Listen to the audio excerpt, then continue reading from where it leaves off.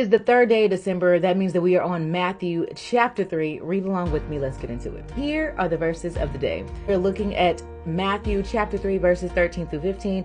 Then Jesus came from Galilee to John at the Jordan to be baptized by him. And John tried to prevent him, saying, I need to be baptized by you, and you are coming to me?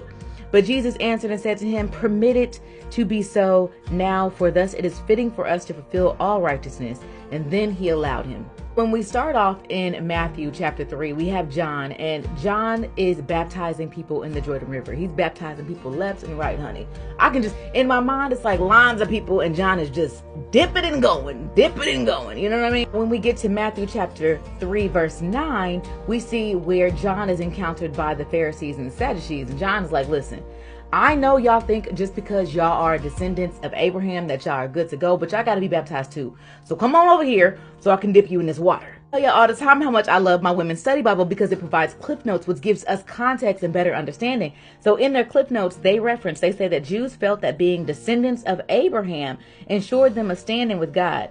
John informed them that no one had special privileges with God and that no one was indispensable. And you can also reference that in Matthew chapter 21, verse 43. The part that stood out to me is, of course, John baptizes Jesus. But in this verse, in Matthew chapter 3, verses 13 through 15, we see John kind of question it. Wait a minute. I'm not qualified. Now, we talked about qualification yesterday. And now we see John the Baptist, who is baptizing people left and right. His name is John the Baptist. You know what I'm saying? The man has a role. He's looking at Jesus. He's saying, you know what? He even says, I'm not even qualified to wear that man's sandals. How am I qualified to dip him in this water? And Jesus reassures him, no, we need this. We need this to fulfill the prophecies. We need this to fulfill all righteousness for people. In Jesus being baptized by John, the heavens open up. God is proud. God even says in the final verse or final line of chapter number 3, he says, this is my beloved son of who I am well pleased. Can we stop for a second and just think about this? Because honestly, we are fighting for so much in life, but the one thing I want to hear is, this is my daughter for whom I am well pleased. Imagine hearing that from your father. Imagine hearing that from daddy. You know what I'm saying? You well pleased? Oh my gosh. What color wings can I get now, please? That verse stands out to me for one strong reason. And the strong reason is, if God, like we said yesterday, if God is calling you to do something, stand in that and do exactly what God is calling you to do. The purpose for what God is calling God.